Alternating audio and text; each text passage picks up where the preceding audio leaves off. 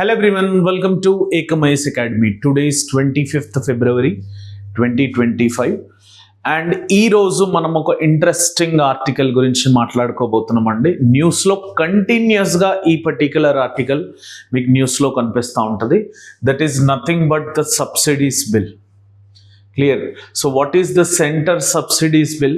Since the past 5-6 years, అది ఎంత amount of GDP as per percent of GDP ఎంత అమౌంట్ని బడ్జెట్లో కేటాయించింది అనేది మీరు ఫిగర్స్తో పాటు ఇక్కడ చూడొచ్చండి. ఇప్పుడు మీరు 2019-20 తీసుకుంటే కోవిడ్ ముందు ఇయర్ 2,66,304 crores పెట్టింది. 2020-2021 బడ్జెట్లో 7,58,00,000 దాకా పెట్టింది. దాని తర్వాత ఇయర్ తగ్గించుకుంటూ వచ్చింది, మళ్ళీ పెంచింది, మళ్ళీ తగ్గుతూ ఆల్ టైమ్ 6 years లో రికార్డ్ అయింది. క్లియర్. సో అసలు ఈ సబ్సిడీ అంటే ఏంటి, దీని యొక్క సిగ్నిఫికెన్స్ ఏంటి అనేది మనం ఈ పర్టికులర్ వీడియోలో మాట్లాడుకోబోతున్నాం. మనకు సంబంధించినంత వరకు ఎవరైతే ఇయర్ కాంపిటేటివ్ ఎగ్జామ్స్ ఇస్తున్నారో వాళ్ళకి ఈ పర్టికులర్ సెగ్మెంట్ చాలా ఇంపార్టెంట్. ఫుడ్ సబ్సిడీ ఎంత ఇచ్చున్నారు, ఫర్టిలైజర్ సబ్సిడీ ఎంత ఇచ్చున్నారు అనే సెగ్మెంట్ని గుర్తుపెట్టుకొని టోటల్ రేషియో ఏదైతే ఉందో దాన్ని గుర్తుపెట్టుకుంటే సరిపోతుంది. మూవింగ్ ఫర్దర్, మనం ఈ పర్టికులర్ వీడియోలో ఈ పర్టికులర్ సెగ్మెంట్ యొక్క టైటిల్ పేరు subsidies which have fall to a 6 year లో. అంటే ఆల్ కంపారిటివ్ పాస్ట్ 6 years తీసుకుంటే it has fallen in this particular segment. మనం ఈ పర్టికులర్ వీడియోలో ఇంట్రడక్షన్, అసలు ఈ కంటెక్స్ట్ ఎందుకు వచ్చింది, ఏ ఫ్యాక్టర్స్ ఈ సబ్సిడీస్ డిక్లైన్ అవ్వడానికి కాంట్రిబ్యూట్ అయినాయి, అది ఎకనామిక్ గ్రోత్ యాజ్ అ ఫ్యాక్టరా ఏంటి, అసలు సబ్సిడీ అంటే ఏంటి, టైప్స్ ఆఫ్ సబ్సిడీస్ బడ్జెట్లో ఏవేవి ఇస్తారు, అండ్ అడ్వాంటేజెస్ ఏంటి సబ్సిడీస్కి, అసలు సబ్సిడీ ఇవ్వడం వెనుక గవర్నమెంట్ యొక్క ముఖ్య ఉద్దేశం ఏంటి, అండ్ పొటెన్షియల్ డ్రాబ్యాక్స్ ఏంటి సబ్సిడీస్ ఇవ్వడం వల్ల, ఎకానమీ మీద ఎట్లా ఇంపాక్ట్ ఉంటుంది, డెఫిసిట్ మీద ఎట్లా ఇంపాక్ట్ ఉంటుంది, అండ్ లాస్ట్కి question of the day as మనం డైలీ చూసినట్టు. So first, centre spending on subsidies for 2025-6 is budgeted to fall to 6 year లో in absolute terms and 7 year లో relative to the GDP. Absolute terms ప్రకారంగా తీసుకుంటే 6 సంవత్సరాలు continuous స్పిరిట్లో ఇది లోగా ఉంది. అండ్ దాని యొక్క ఫ్యాక్ట్స్ అండ్ ఫిగర్స్ చూస్తే sir 4,26,216 crores towards all center subsidies, the lowest since 2019-20 నుంచి కంపేర్ చేసుకుంటే ఇది dead lowest sir. In the relative terms, the subsidy bill at 1.19% of GDP is the lowest since the 1.18 for 2018-19. 2018-19లో మనకి 1.18% ఉంది. దాని తర్వాత నుంచి 6 సంవత్సరాలు కొంచెం పికప్ అయ్యి డౌన్ అయ్యి వచ్చినప్పటికీ మనకి ఈ సంవత్సరం తీసుకుంటే టోటల్ జీడిపి వాల్యూ ప్రకారంగా జస్ట్ 1.19% ఆఫ్ జీడిపి మాత్రమే ఇక్కడ కాంట్రిబ్యూట్ చేయడం జరిగింది సబ్సిడీస్కి. అందుకే ఇది న్యూస్లో ఉంది. ఈ పారామీటర్స్ ప్రకారంగా యూపీఎస్సీ ప్రిలిమ్స్లో కానీ యూపీఎస్సీ మెయిన్స్లో కానీ ఈ క్వశ్చన్ వచ్చే ఛాన్స్ ఉంటుంది సార్. అసలు ఎందుకు డిక్లైన్ అయినాయి ఈ సబ్సిడీస్, దీనికి ఒక 2 రీజన్స్ గ్రహించడం జరిగింది సార్. ఒకటేమో discontinuation of the free additional 5 kg per month extra food grains allocation to 13.5 million public distribution system beneficiaries. అంటే మనకి additional 5 kgs per month extra food grains ఇవ్వడం discontinuation of the free segment ఏదైతే ఉందో ఆ particular food grain allocation ఇంతమందికి బెనిఫిషరీస్కి add చేసింది కాబట్టి ఇది ఒక ఫ్యాక్టర్గా భావించవచ్చు సబ్సిడీస్ రిడక్షన్లో. ఇంకోటి lower subsidy provision for fertilizer. The fertilizer subsidy had peaked in 22-23, which resulted from high global prices following Russia's invasion of Ukraine. So దీనివల్ల మనకి డిక్లైన్ ఇన్ ద సబ్సిడీస్ అనేది జరిగింది. ఈ 2 ఫ్యాక్టర్స్ కీ ఫ్యాక్టర్స్గా భావించవచ్చు సార్. ఒకటేమో discontinuation of the free, రెండోది lower subsidy provision for the fertilizer. అసలు subsidy అంటే ఏంటి, దాని ప్రైమరీ పర్పస్ అంటే ఏంటో చూద్దాం సార్. ఇది చాలా ఇంపార్టెంట్. జనాలకు అసలు ఈ సబ్సిడీ ఎందుకు ఇస్తారు అంటే గవర్నమెంట్ ఓట్ బ్యాంక్ పాలిటిక్స్ అనే ఒక చిన్న కీవర్డ్ని వదిలేస్తారు మార్కెట్లో. కాకపోతే మెయిన్ రీజన్ అది కాదు. సబ్సిడీ అంటే ఏంటంటే it's a financial assistance provided by the government to the individuals or businesses through cash payments, grants or tax breaks. Tax breaks through కానీ డైరెక్ట్ క్యాష్ రూపంలో కానీ లేదా గ్రాంట్స్ ఇవ్వడంలో కానీ వీటిలో గవర్నమెంట్ ఒక ఇండివిజువల్కి కానీ ఒక సంస్థకి కానీ మనకి సబ్సిడీ అనేది ఒక ఫైనాన్షియల్ అసిస్టెన్స్గా ఇస్తుంది సార్. సో సింప్లీ దీని definition is subsidy is a financial assistance given by the government to the individual or the business firms in the cash payment or the grants or the tax breaks which are happening. అసలు ఎందుకు దీని primary purpose ఏంటి, దీని objective ఏంటి subsidy అనేది చూస్తే to make essential goods and services more affordable for the people. ఎందుకంటే subsidy ఇవ్వకపోతే దీని యొక్క కాస్ట్ ఆఫ్ ప్రొడక్షన్ పెరిగిపోయి మనకి కామన్ పీపుల్కి దొరికే ఎఫోర్డబుల్ గూడ్స్ అండ్ సర్వీసెస్ అనేవి హై కాస్ట్ ఇంపరేటివ్కి మూవ్ అవుతాయి. కాబట్టి ఆ essential goods and services more affordability of ప్రైజెస్కి ఇవ్వడానికి, పబ్లిక్కి అందుబాటులో ఉంచడానికి ఈ సబ్సిడీస్ ఇవ్వడం జరుగుతుంది. And also to encourage production and consumption of certain items. కొన్ని ఐటమ్స్కి ప్రొడక్షన్ అండ్ కన్జంప్షన్, ఇప్పుడు for example government solar energy, మనం సోలార్ పవర్ అనేది మనం ఇన్స్టాల్ చేసుకుంటే సార్ ఇంట్లో, దాంట్లో ఒక 40 to 50% సబ్సిడీ ఇస్తుంది సార్. ఎందుకంటే government want to encourage the production and consumption of those particular renewable sources of energy. మీరు ఎక్కడన్నా చూడండి, ఇప్పుడు మీరు డ్రిప్ ఇరిగేషన్ లేదా స్ప్రింకిల్ ఇరిగేషన్ లాంటి some effective sources of irrigation practice చేద్దాం అనుకుంటే దాంట్లో గవర్నమెంట్ మీకు ఎలాకేటెడ్ సబ్సిడీ ఇస్తూ ఉంటుంది. ఎందుకంటే గవర్నమెంట్ ఒకటి అది జనాలకి గూడ్స్ అండ్ సర్వీసెస్ ఎఫోర్డబుల్ ప్రైజెస్లో అందించడం ఒకటైతే, దాని యొక్క production and consumption of certain ఐటమ్స్ని ఇంప్రూవ్ చేయడానికి గవర్నమెంట్ ఈ పర్టిక్యులర్ సబ్సిడీస్ని ఇస్తూ ఉంటుంది. ఇండియాలో మనకి రకరకాలైన సబ్సిడీస్ ఉన్నాయి సార్. దాంట్లో first component of basic element ఎప్పుడు వచ్చేది అగ్రికల్చర్ సబ్సిడీ. సబ్సిడీ అనగానే ఫస్ట్ కాంపోనెంట్ మనకి మైండ్లో రన్ అయ్యేది కూడా ఈ పర్టిక్యులర్ అగ్రికల్చర్ సబ్సిడీనే. అసలు బడ్జెట్లో ఎన్ని రకాల సబ్సిడీస్ ఉంటాయో చూద్దాం. First agricultural subsidy. ఈ అగ్రికల్చర్ సబ్సిడీలో 2 రకాలు ఉంటాయి సార్. ఒకటి డైరెక్ట్ సబ్సిడీ, ఒకటి indirect subsidy. For example direct subsidies అంటే it involves actual payments made to the farmers, business or individuals. మనకి ప్రధానమంత్రి కిసాన్ సమ్మాన్ నిధి యోజన అనేది ఉంది సార్.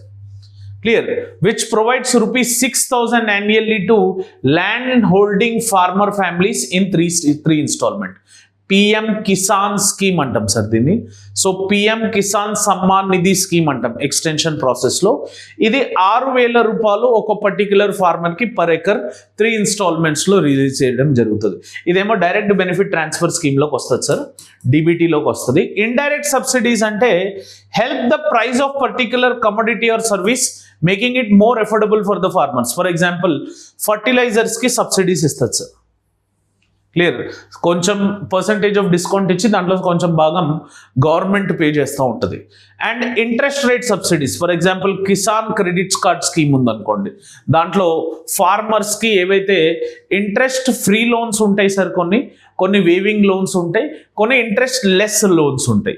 దాంట్లో ఇంట్రెస్ట్ రేట్ ఏదైతే ఉందో ఆ కిసాన్ క్రెడిట్ కార్డ్ స్కీమ్ అండర్లో సబ్సిడీస్ ఇవ్వడం జరుగుతుంది. ఒకటి డైరెక్ట్ క్యాష్ రూపంలో ఇవ్వడం, ఇంకోటి ఆ కమోడిటీ యొక్క వాల్యూని తగ్గిస్తూ గవర్నమెంట్ సపోర్ట్ చేయడం. ఈ 2 రకాల సబ్సిడీస్ మనం అగ్రికల్చర్ దాంట్లో చూడొచ్చు. Second, interest subsidies. మనకి ఇందాక నేను కిసాన్ క్రెడిట్ కార్డ్ గురించి మాట్లాడినట్టు, it AIIMS to reduce the interest rates for specific sectors like education, housing and agriculture. ఇప్పుడు గవర్నమెంట్ ప్రధానమంత్రి ఆవాస్ యోజన అని పెట్టింది సార్. దాంట్లో అందరికీ ఇల్లులు అయితే ఇవ్వలేదు. అందుకు గవర్నమెంట్ ఏం చేస్తుందంటే ఆ హౌసింగ్ ఏదైతే సెగ్మెంట్ ఉందో దాంట్లో కొంచెం సబ్సిడీ, కొంచెం రాయితీ గవర్నమెంట్ ఇవ్వడం జరుగుతుంది. సో హౌస్ ఫర్ ఆల్ అనే కళని నిజం చేయడానికి, సాకారం చేయడానికి అది వాడుతూ ఉంటుంది. అగ్రికల్చర్లో కూడా ఏవైతే అగ్రికల్చర్ క్రాప్స్ మీద మనం లోన్ తీసుకుంటామో, ల్యాండ్ మీద లోన్ తీసుకుంటామో, అవి కూడా ఇంట్రెస్ట్ చాలా తక్కువ రేట్లో ఉంటుంది సార్. చాలామంది దాన్ని మిస్యూజ్ కూడా చేస్తూ ఉంటారు. కానీ దాని ట్రాకింగ్ మెథడాలజీ అది it is not that easy that we can track. వాడు డబ్బు ఇచ్చిన తర్వాత అది నిజంగానే అగ్రికల్చర్కి యూజ్ చేస్తూ ఉన్నాడా లేకపోతే వేరే వాటికి యూజ్ చేస్తూ ఉన్నాడా, అది ట్రాకింగ్ ప్రాసెస్ మనకు డిఫికల్ట్ అయిపోతుంది. For example central sector interest subsidy scheme for students. So ఇది ఏం చేస్తుంది sir, central interest subsidy scheme మనకి ఎడ్యుకేషన్ని ప్రమోట్ చేస్తుంది.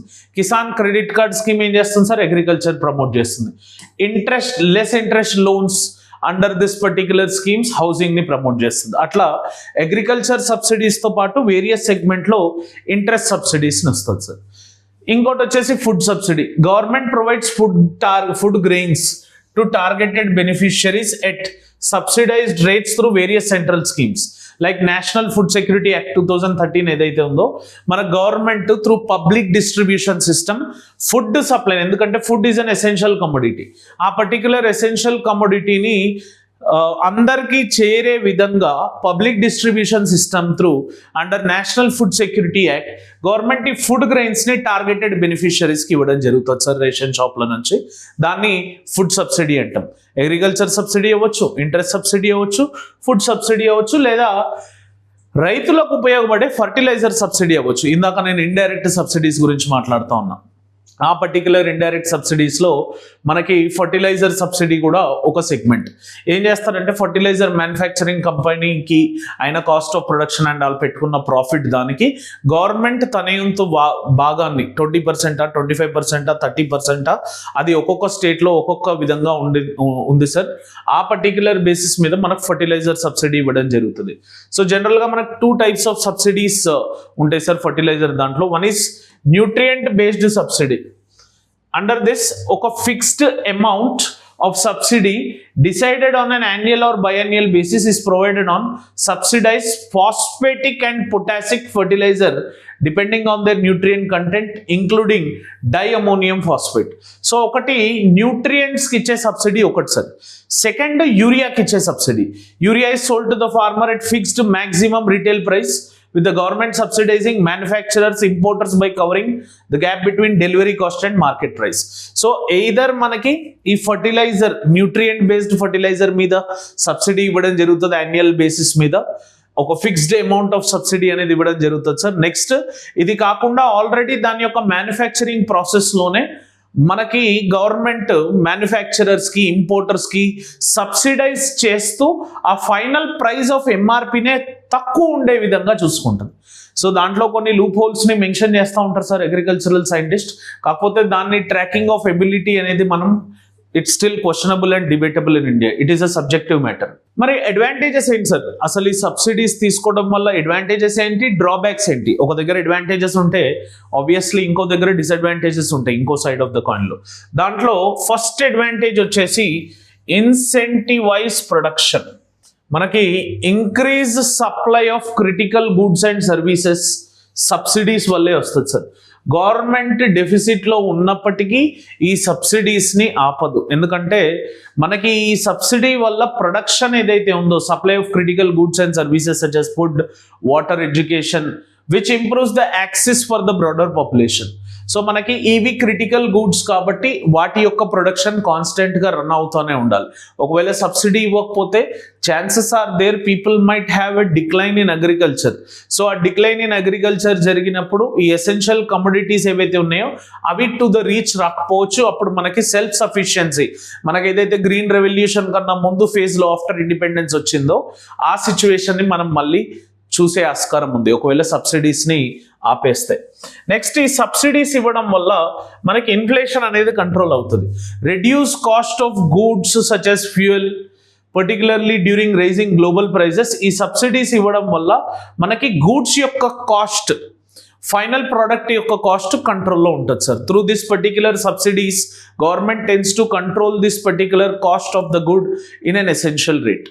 Third, supports key industries like food processing industries కానీ లేకపోతే various key industries which are directly associated with agricultural and fishing, వాటికి ఒక supporting సిస్టమ్గా ఈ సబ్సిడీస్ యాక్ట్ చేస్తూ ఉంటాయి. This help to prevent the decline of key industries like agriculture and fishing, ensuring these sectors remain viable and continue to support population. Key industries అంటే ఏం లేదు sir, direct population consume చేసే segments of industries ఏవైతే ఉంటాయో వాటిని key industries అంటాం. ఈ subsidies ఇవ్వడం వల్ల ఆ particular parity of key industries అనేవి డెవలప్ అవుతూ ఉంటాయి. So these are the advantages. మరి అడ్వాంటేజెస్ ఉన్న దగ్గర డిసడ్వాంటేజెస్ ఉంటాయి కదా. ఆ డిసడ్వాంటేజెస్లో ఈ సబ్సిడీస్ వల్ల పొటెన్షియల్ డ్రాబ్యాక్స్ ఆఫ్ సబ్సిడీస్ వల్ల డిసడ్వాంటేజ్ ఏంటంటే ఇన్ఫ్లేషనరీ ప్రెషర్. మరి సబ్సిడీస్ ఇస్తే ఎక్సెసివ్ సబ్సిడీస్ ఏం చేస్తాయి సార్? మార్కెట్లోకి మనీని పంపిస్తాయి. ఎక్సెసివ్ సబ్సిడీస్ మార్కెట్లోకి మనీని పంపిస్తాయి. మార్కెట్లోకి మనీ సప్లై ఎక్కువైనప్పుడు రైజింగ్ ద డిమాండ్ పెరుగుతుంది. సప్లై చైన్ డిమాండ్ చైన్ కాన్స్టెంట్లో డిమాండ్ పెరుగుతుంది. ఆ డిమాండ్ పెరగడం వల్ల pushing the prices, excessive subsidies will lead to money supply will create raising demand, and that demand will push up the prices, which may contribute to inflation. సొసైటీలో inflation తగ్గించే role subsidy ఎంతైతే చేస్తుందో ఇన్ఫ్లేషన్ని పెంచే role కూడా ఈ subsidy చేస్తూ ఉంటుంది. This is point number 1, first potential drawback. దాని తర్వాత physical burden.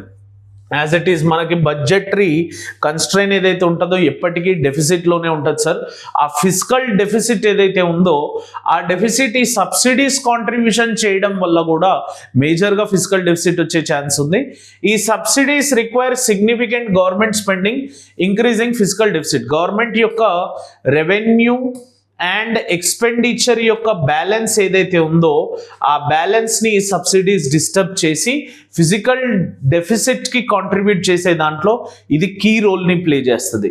And reducing funds available for developmental projects like infrastructure, health care and education.